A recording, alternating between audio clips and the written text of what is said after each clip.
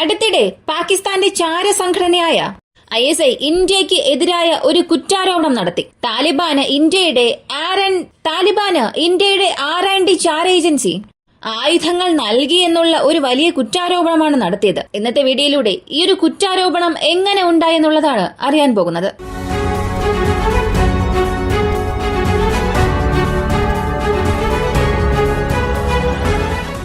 ആദ്യത്തെ കാര്യം, കുറച്ചു ദിവസങ്ങൾക്ക് മുൻപ് താലിബാന് എതിരെ നടക്കുന്ന വ്യോമാക്രമണത്തെക്കുറിച്ച് ഇന്ത്യ ഔദ്യോഗികമായി ഒരു കാര്യം അറിയിച്ചിരുന്നു. ഇന്ത്യക്കും താലിബാനും ഇടയിലുള്ള ബന്ധത്തെക്കുറിച്ച് നമ്മൾ സംസാരിക്കണം എന്നുണ്ടെങ്കിൽ അതിപ്പോഴും അംഗീകരിക്കപ്പെടാത്ത ഒന്നാണ്. ഇന്ത്യ ഇന്നുവരെയും താലിബാൻ സർക്കാരിനെ ഔദ്യോഗികമായി അംഗീകരിച്ചിട്ടില്ല, അനൌദ്യോഗികമായി അംഗീകരിച്ചിട്ടുണ്ട്. ഇതിനു മുൻപ് നമ്മൾ താലിബാന് ചെയ്ത സഹായം മുഴുവനും ഹ്യൂമാനിറ്റേറിയൻ എയ്ഡ് മാത്രമായിരുന്നു. ആ രാജ്യത്തിന് ആവശ്യമായ മരുന്ന്, ഭക്ഷണം ഇവയൊക്കെ മാത്രമാണ് വിതരണം ചെയ്തുകൊണ്ടിരുന്നത്. എന്നാൽ മുൻപുണ്ടായിരുന്ന അഫ്ഗാൻ ഗവൺമെന്റ്, അതായത് US കൺട്രോൾഡ് അഫ്ഗാനിസ്ഥാൻ ഗവൺമെന്റിന് നമ്മൾ നടത്തിയ ഡീലും സഹായവും എല്ലാം ഇൻഫ്രാസ്ട്രക്ചർ റിലേറ്റഡ് ആയ സഹായം മാത്രമായിരുന്നു. ഡാംസ്, സ്കൂൾസ്, ഹോസ്പിറ്റൽസ്, ഇങ്ങനെ ചില കാര്യങ്ങൾ നിർമ്മിക്കാൻ മാത്രമാണ് മുൻപുണ്ടായിരുന്ന അഫ്ഗാനിസ്ഥാൻ സർക്കാരിന് നമ്മൾ സഹായം ചെയ്തിട്ടുള്ളത്. ഇപ്പോഴുള്ള താലിബാനും ആ സഹായം മാത്രമാണ് നമ്മൾ ചെയ്തുകൊണ്ടിരിക്കുന്നത്.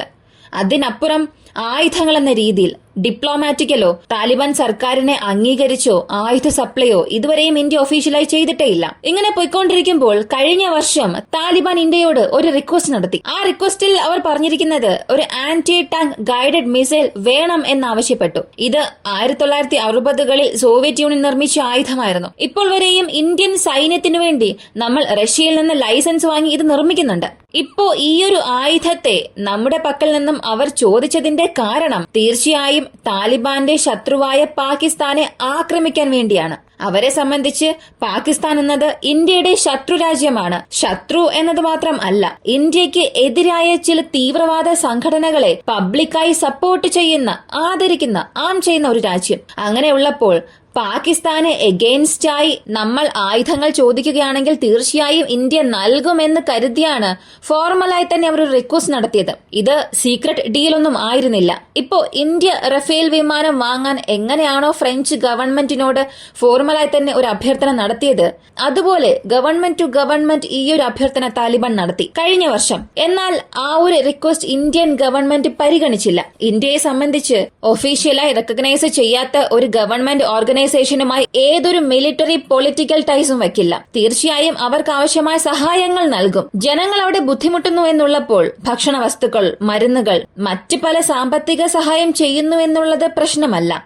എന്നാൽ നേരിട്ട് ആയുധങ്ങൾ സെയിൽ ചെയ്യുക അല്ലെങ്കിൽ തന്ത്രപരമായ പാർട്ട്ണർഷിപ്പിനുള്ളിലേക്ക് പോവുക ഇതുവരെയും ഇന്ത്യ ചെയ്യുന്ന കാര്യമേ അല്ല. ഭാവിയിൽ ഇന്ത്യ ചെയ്യുമോ എന്നും നമുക്കറിയില്ല. ഇങ്ങനെയുള്ള സാഹചര്യത്തിൽ ഇപ്പൊ പാകിസ്ഥാൻ പറഞ്ഞിരിക്കുന്നത് ബോർഡറിൽ അഫ്ഗാനിസ്ഥാൻ താലിബാൻസ് ഞങ്ങളെ ആക്രമിക്കുന്നതിന് അവർക്ക് ആവശ്യമായി വരുന്നത് ആന്റി ടാങ്ക് ഗൈഡഡ് മിസൈൽസ് ആണ്. അടുത്തിടെ നടന്ന അറ്റാക്സ് എല്ലാത്തിലും ഈ ആയുധങ്ങൾ അവർ ഉപയോഗിച്ചിട്ടുണ്ട്. ഇത് എത്ര തന്നെ സോവിയറ്റ് യൂണിയൻ മാനുഫാക്ചർ ചെയ്താലും ഇതിനെ ഇന്ത്യയുടെ ചാരസംഘടന അതായത് ഇന്ത്യൻ ഗവൺമെന്റ് ഈ ആയുധത്തെ നൽകി എന്നുണ്ടെങ്കിൽ ഒഫീഷ്യലായി നമുക്ക് പറയാൻ സാധിക്കും നമ്മളും താലിബാനും ഒരു പാർട്ട്ണർഷിപ്പിലാണ്, അതനുസരിച്ച് ഞങ്ങൾ ആയുധങ്ങൾ നൽകുമെന്ന്. എന്നാൽ സംഘടന ഈ ആയുധങ്ങൾ നൽകിയെന്നുണ്ടെങ്കിൽ ഇന്ത്യ അതിന് ഒരിക്കലും ഉത്തരവാദിത്വം ഏറ്റെടുക്കില്ല. കാരണം അങ്ങനെയാണ് പ്രവർത്തിക്കുന്നത്. ഏജൻസി ഏതെങ്കിലും ഒരു ആയുധം ട്രാൻസ്ഫർ ചെയ്തു, അവർ പിടിക്കപ്പെട്ടു എന്നുണ്ടെങ്കിൽ അവർക്കും ഇന്ത്യൻ ഗവൺമെന്റിനും ഇടയിലുള്ള ബന്ധം ഉടൻ തന്നെ വിച്ഛേദിക്കപ്പെടും. അവിടെയുള്ള ആ വ്യക്തികൾ ഷാഡോ ആയി ജോലി ചെയ്യുന്നവരാണ്.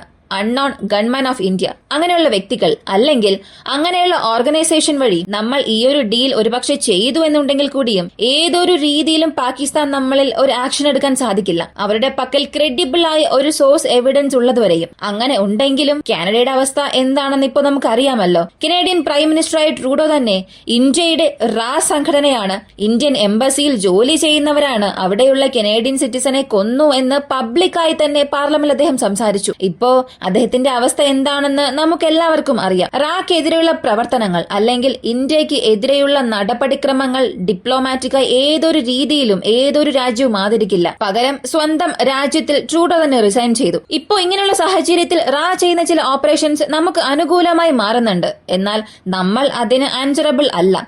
എന്ത് ചെയ്താലും നമുക്കും റാക്കും ഇടയിലുള്ള കണക്ഷൻ ഉടൻ തന്നെ വിച്ഛേദിച്ചിട്ട് ഇവർക്കും എനിക്കും ബന്ധമില്ല എന്ന് നമുക്ക് പറയാൻ സാധിക്കും. ഇപ്പൊ പാകിസ്ഥാന്റെ പ്രസ്താവന പ്രസ്താവനയും അതുതന്നെയാണ്. റാ സംഘടന ഉള്ളതുകൊണ്ടാണ് റാ വഴി ഇവർ ഈ ആന്റി ടാങ്ക് ഗൈഡഡ് മിസൈൽ ഈ പ്രത്യേക താലിബാൻ സംഘടനകൾക്ക് നൽകിയത്. അതുമാത്രമല്ല, റഷ്യ ഇപ്പോ ഈ anti tank guided missiles Taliban നൽകണമെന്ന ആവശ്യമേ ഇല്ല. എന്നാൽ ഇന്ത്യ നൽകിയെന്നുണ്ടെങ്കിൽ അതവർക്ക് വലിയൊരു നേട്ടം തന്നെയാണ്. കാരണം പാകിസ്ഥാനെ ഒരു ഭാഗത്ത് നിന്ന് താലിബാൻസ് ആക്രമിക്കുക എന്നുള്ളത് നമുക്കൊരു പ്ലസ് പോയിന്റ് ആണ്. അപ്പോ ഇതെല്ലാം വെച്ചിട്ടാണ് നമുക്കെതിരെയുള്ള ഒരു കുറ്റാരോപണം അവർ നടത്തിയത്. ഇപ്പൊ ഈ ഒരു ആരോപണത്തോട് നമ്മൾ എങ്ങനെയാണ് പ്രതികരിക്കാൻ പോകുന്നത് എന്ന് ചോദിച്ചാൽ നമ്മൾ ഒന്നും തന്നെ പ്രതികരിക്കാനേ പോകുന്നില്ല.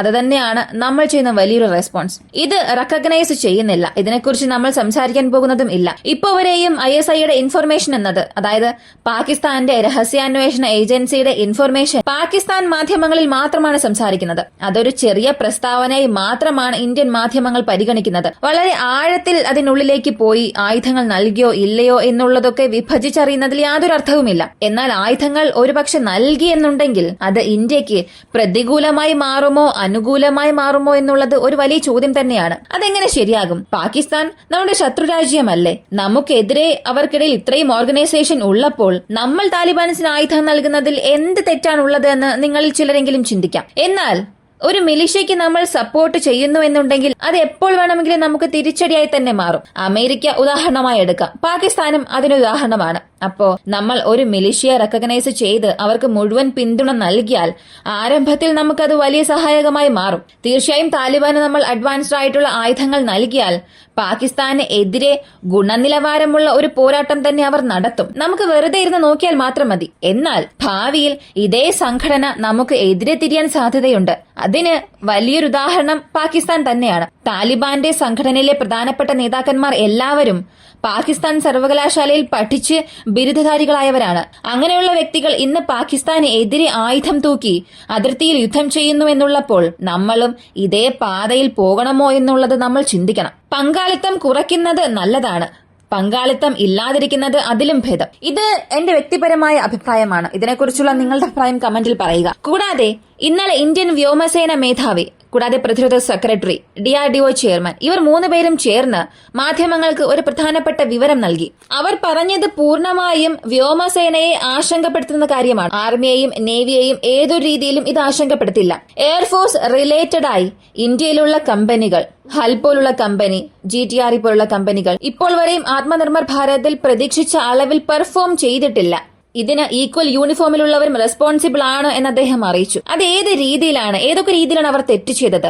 ഇന്ന് ഇന്ത്യയുടെ അയൽ രാജ്യമായ ശത്രുരാജ്യമായ പാകിസ്ഥാന്റെ പക്കൽ 5ാം തലമുറ യുദ്ധവിമാനമുണ്ട്.